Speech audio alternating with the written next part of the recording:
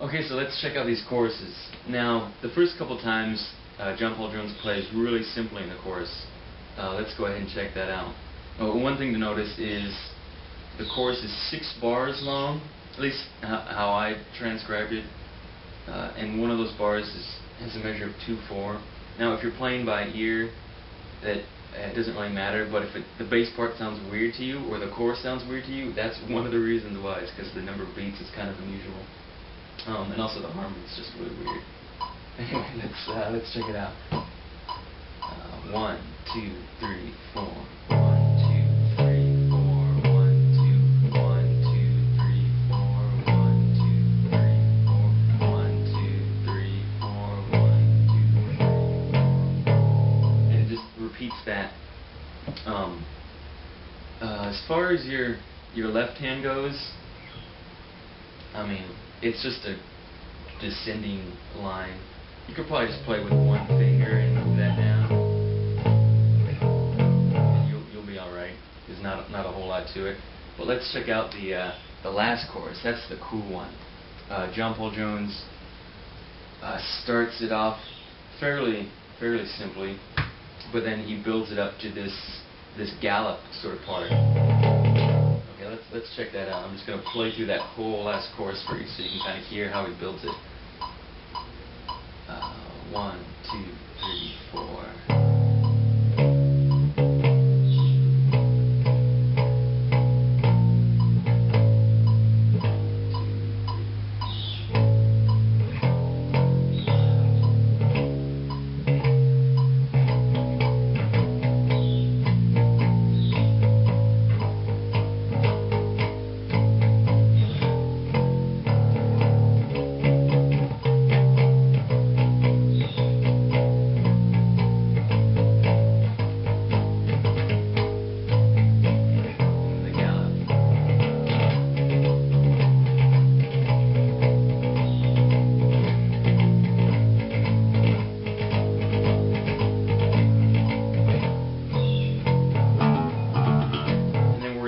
Section.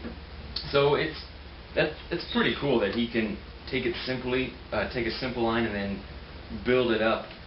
Something to definitely consider in your bass lines when you're writing your own stuff. You know, start simply and add on until it gets to this really, it just makes it more intense. But yeah, so that's pretty much the song. But now we're going to go back and check out. There's like some breaks and unison kind of things, so we're going to check those out. And also the ending. The ending's kind of a pain to play. So yeah, in the next section we'll check out those things. Okay, so in the beginning of the song we have this little pattern that comes up a couple times. Let's check that out in the context of the song, just so you get an idea of what I'm talking about.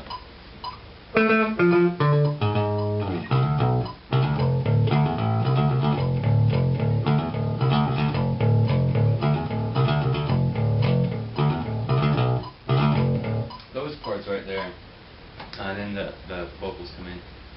Now, you could either pick those, or you could do hammer-ons,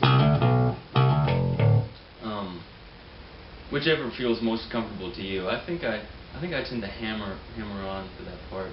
I'm not quite sure, but yeah, whatever feels good for you. That's really important for that part, and for the whole song actually, and I guess playing bass in general. So yeah, let's check out, there's another pattern that comes in. This is just after the first chorus. Now this part's actually kind of tricky. Actually, it might be the most difficult part of the song. Let's because it comes back in the ending too. Let's check it out. 4. Let me play the last 2 measures of the chorus just so you can get an idea where we are. 2, 3, 4.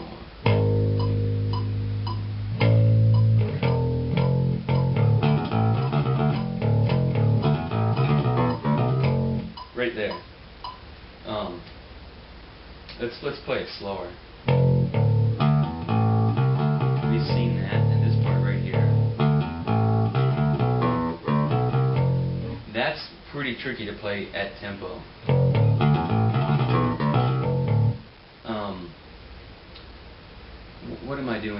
well, for one, I'm picking all the notes, except those last two, and I'm also borrowing right here. I don't exactly know how John Paul Jones is playing this part, so I can't tell you, oh, this is how John does it. But that's kind of how I do it. That's what works for me. Yeah, it's the kind of thing you just need to play a whole bunch of times to really get it. You could try hammering on right there, whatever you prefer. Okay, cool. Well, those are those two parts. In the next section, we're going to check out the ending, which is pretty tricky.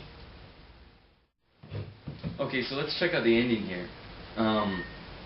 It's pretty tricky, and I'm going to play it the first time kind of how I hear John Paul Jones playing it on the recording. Now, there's one weird note. I don't know, maybe I'm just hearing it wrong. But here, let me play it for you. Let me play what I hear. 1, 2, 3, 4.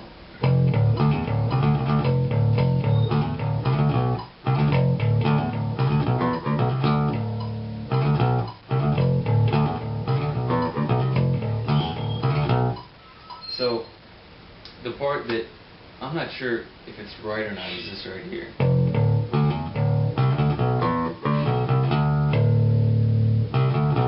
Now, that's kind of weird because that's the first time that pattern actually comes up in the song. So I don't know if that's actually what's happening, but this is kind of how I would play it. Let's check this out. 1, 2, 3, 4.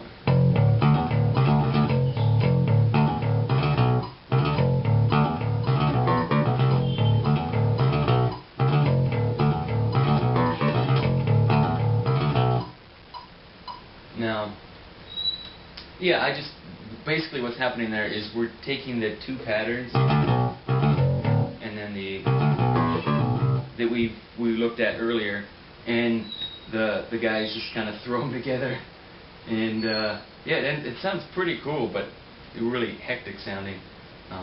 But it's the kind of part that you'll need to practice slowly. It is pretty tricky to get. Yeah, practice slowly and speed up the tempo gradually, and yeah, then I think you'll be able to get it. Okay, so I was going over my video and I realized it might be helpful if I play the ending here slower. So let's check it out at 56 beats per minute, which is half of what I think the tempo on the recording is. And I'm going to play it sort of the second way I played it. Let's check it out. 2, 3, and 4, and...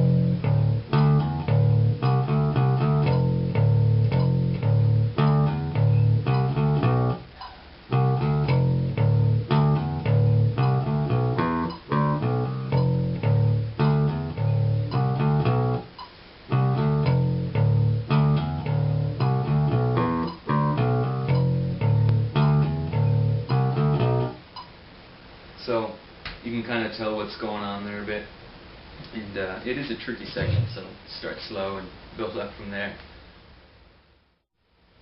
Cool, well that's it for this lesson. Yeah, and the part to really focus on is